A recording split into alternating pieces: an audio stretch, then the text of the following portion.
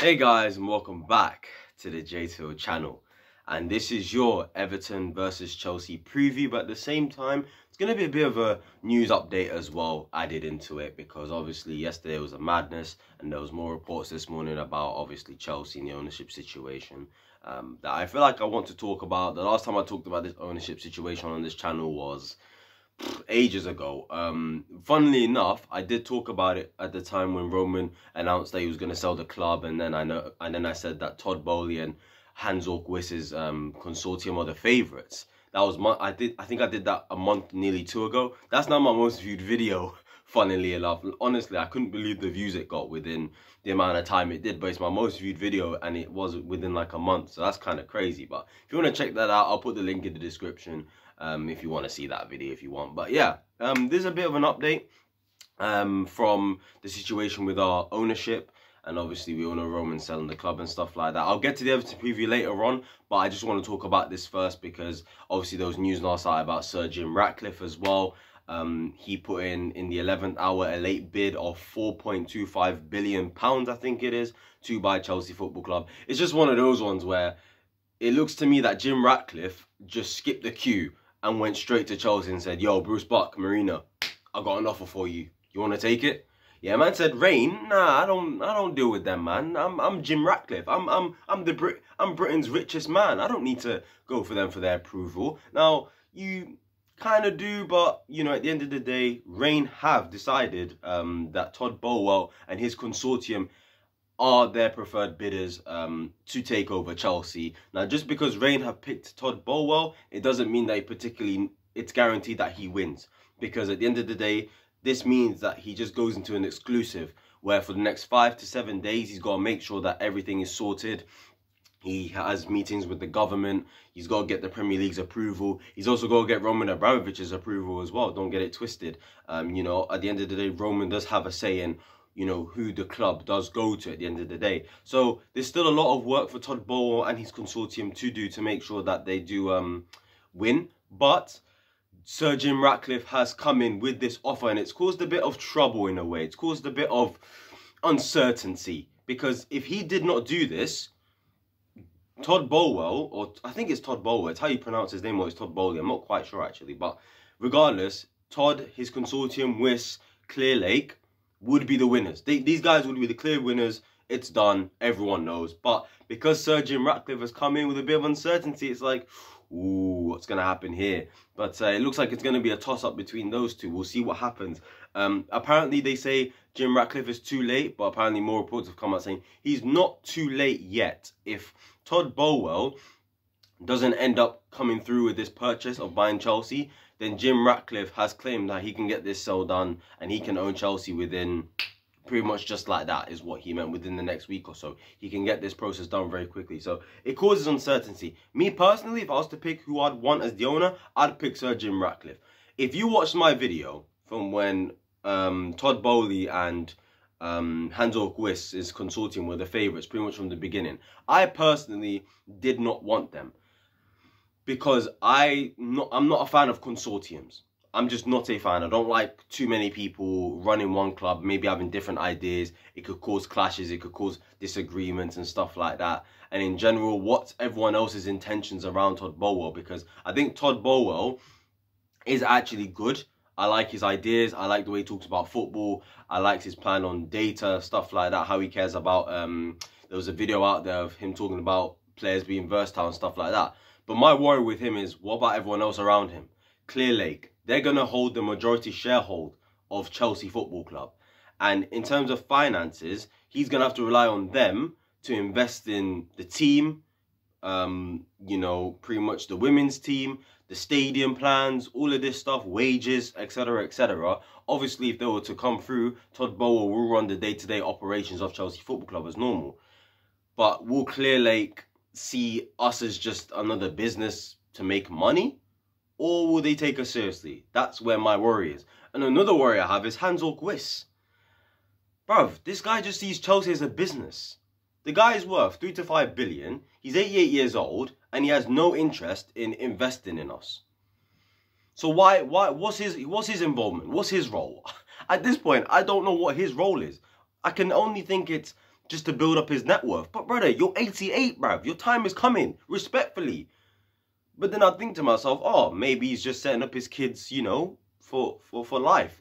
But then he's got one daughter, from what I know, anyway, who's probably in her 40s, by the looks of it. Maybe she has kids, so maybe he's setting up his grandchildren for life. But I don't know, innit? Just because Todd Boehly and his consortium have been picked as the preferred bidder doesn't mean they particularly won.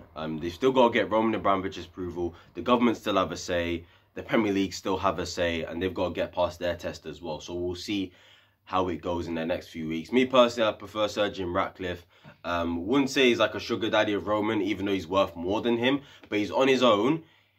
His situation looks so much more simpler, and his plan looks so much better, in my personal opinion. I'm not even just looking at the money side of it. I even looked at the way he runs Nice as a football club, and they run pretty well in terms of the transfers they make, the businesses they do, the shirt sponsors and stuff like that, and just how they run day-to-day operations at Nice, and they're doing well as a club, if you get what I'm saying. So yeah, I'm impressed by him. For me, I would take him over Todd Boehly's consortium, and that's not because I don't like Todd. It's just, one, I'm not a fan of Hansjörg Wyss. Two, I'm not quite sure that Clear Lake will care about us like that, and they'll just see us as another business, if you know what I'm saying. So we'll see what happens over the next few days. It's huge. Sir Jim Ratcliffe has definitely caused a bit of disruption and a bit of, let's say, distress to Todd Boehly, but apparently they're not worried. Apparently they're confused as well. And in general, in my opinion, look, this whole sale process has just been a nonsense. It's been a shambles. For me, I tweeted yesterday, Todd Boehly and Hansjörg Wyss and all these guys, they're just the best out of a bad bunch, because at the end of the day, whoever gets Chelsea is going to have a good start, especially the consortiums. But eventually, these guys are going to care about themselves and their own personal net worth, if you get what I'm saying. Clear Lake will care about making money. So will Todd Boehly. So will Hansjörg Wyss as well. So it does make it a worry, and that's another reason why I prefer Jim Ratcliffe as well, because in showing that he's bidded 4.2 billion just like that in the last minute, yeah, forget the process. He said, forget the process, yeah, I'm bidding 4 billion. Let's go.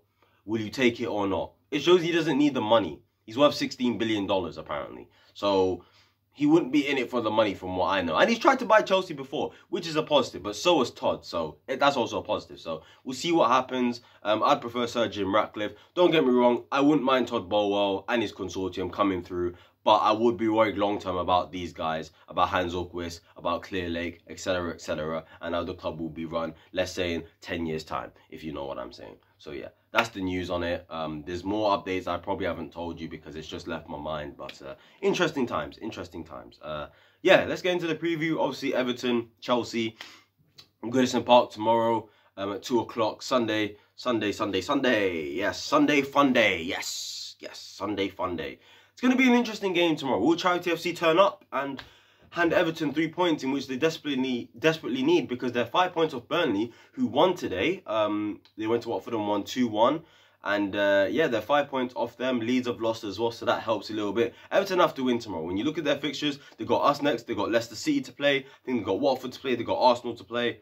And they've got another tough team to play, or a couple more tough teams to play. So it's going to be peak for them. It looks like they could potentially get relegated. But Frank Lampard, I think tomorrow is going to sit back. He's going to be frustrating. He's going to make sure we don't play in between the lines. I think he's going to play a 4-4-2, 2 blocks of 4, you know what I'm saying? Try to stop the wing backs by getting their wingers to help out. So stopping Reece James and Alonso from getting the ball and having as much space as they did. Frank would have watched the game against Man United and he would just say, yo, just keep an eye on Reece James. Don't let him have space on the ball. And that's what they'll do, in my opinion.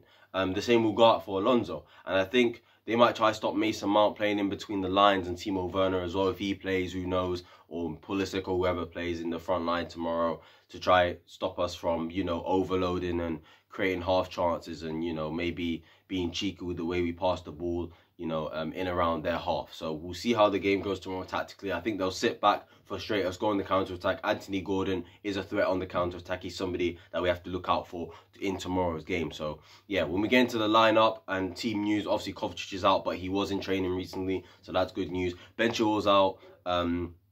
Callum Hudson-Odoi is out as well. From what we know, Christensen's back apparently, and he could get rotated. I saw in the fifth stand-up that maybe Christensen could come in, Ruben could come in, Pulisic, Ziyech, Trevor Chalobah could all come in as rotation, because Chelsea might need it for tomorrow's game, because we just played Man United recently. So we'll see what happens in terms of the lineup. And speaking of the lineup, I'm going to do a predicted lineup right now in terms of what I think Thomas Tuchel will play tomorrow. I'm just going to quickly go through it and then explain why I've decided to do it. So in goal, Edouard Mendy. I think he's going to go with the back three of Trevor Chalobah, Thiago Silva and Rudiger. I think he's going to go with the wing backs of Reece James and Alonso. I think he's going to go with the double pivot of Jorginho and Ruben Loftus-Cheek. And I think he's going to go with the front three of Mason Mount, Hakim Ziyech and Kai Havertz. The reason why I think he will is because I think he's going to want a bit of rotation.